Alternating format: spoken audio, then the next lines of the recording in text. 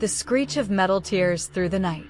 Ahead, a runaway train barrels down a track, 5 innocent souls tied to its path. But there's a switch, a single lever that could divert its deadly course. Only, on that alternate track, playing innocently, is your own child.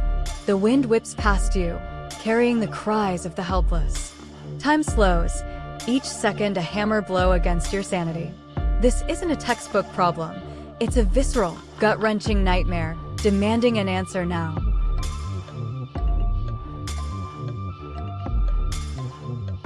Do you condemn 5 strangers to save the one piece of your heart? Or do you shatter your world, allowing your flesh and blood to be crushed for a greater good you may never truly understand? Look into their eyes. Who deserves to live? 10, 9, 8, 7, 6, 5, 4, 3, 2, 1. This dilemma rips at the very fabric of human love and universal obligation. Is the life of your kin inherently more valuable than 5 strangers? Society preaches the sanctity of all life, yet our biology screams for the preservation of our bloodline. Choosing 5 lives over 1 child demands a cold, almost inhuman utilitarian calculation. Choosing your child over 5 reveals a primal, inescapable bias. There is no right answer, only the raw, agonizing truth of a choice that will forever define you. Weeks trapped in the frozen wasteland. The rations are gone. Your group, once vibrant, is now a collection of skeletal shadows, eyes glazed with the specter of starvation. Every breath is a struggle, every thought consumed by the gnawing emptiness in your gut. You know, with chilling certainty, that without sustenance, you will all perish within days. But there's a horrific solution, whispered in the dark corners of the camp. A taboo that promises life at the ultimate cost. One life for the survival of many.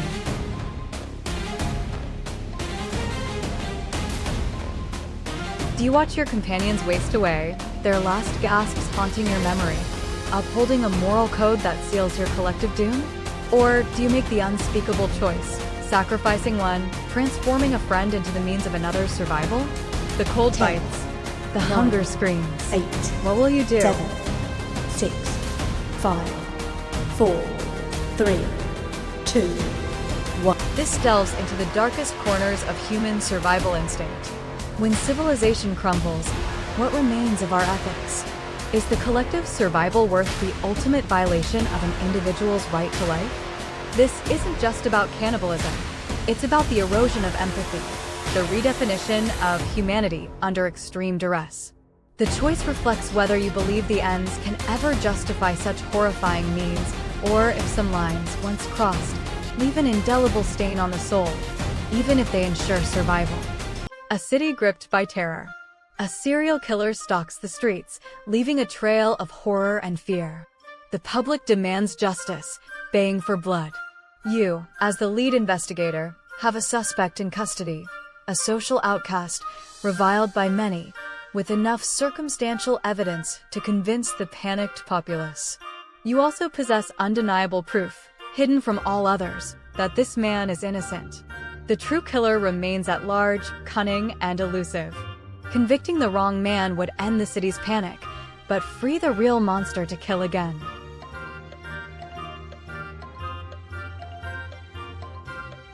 Do you sacrifice an innocent, a pariah, to restore peace and order, knowing the true evil still lurks?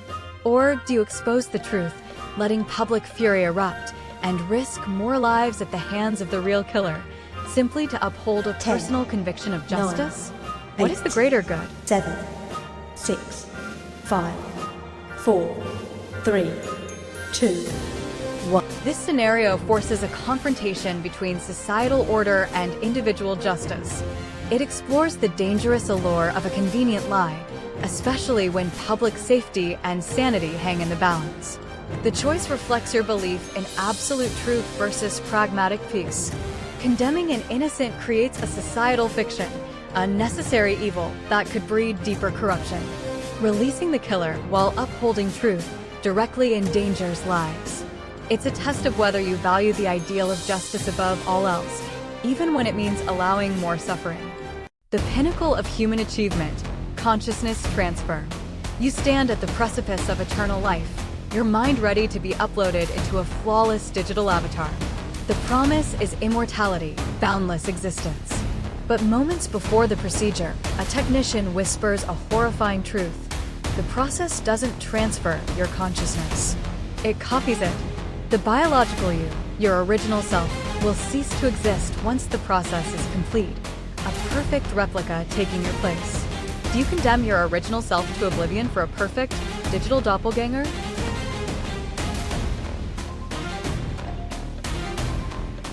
Do you embrace the digital eternity, knowing the you that stands here will be extinguished forever, replaced by an identical yet distinct entity?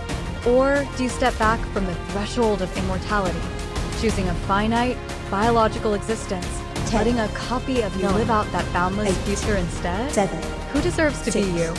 5, 4, 3, 2, 1. This delves into the philosophical abyss of identity and consciousness. If a perfect copy exists, is it still you? The dilemma forces you to confront the very nature of the soul and the self. Is consciousness merely information that can be replicated, or is there an irreducible, unique essence tied to your physical form? Choosing transfer is an act of self-annihilation for the original, an ultimate sacrifice for a theoretical, future self. Choosing finite life asserts the unique value of the original at the cost of potential immortality. It questions whether you are defined by your memories, your experiences, or something far more profound and irreplaceable. The world teeters on the brink of nuclear annihilation. Two global superpowers stand poised, fingers on the button. You've uncovered a desperate secret. A single innocent child holds the key, through a unique neurological condition, to a vital piece of information that could de-escalate the conflict and ensure lasting peace. But accessing that information would require prolonged, unspeakable torture, inflicting pain beyond comprehension. The fate of billions rests on your decision, and the screams of one child echo in the balance.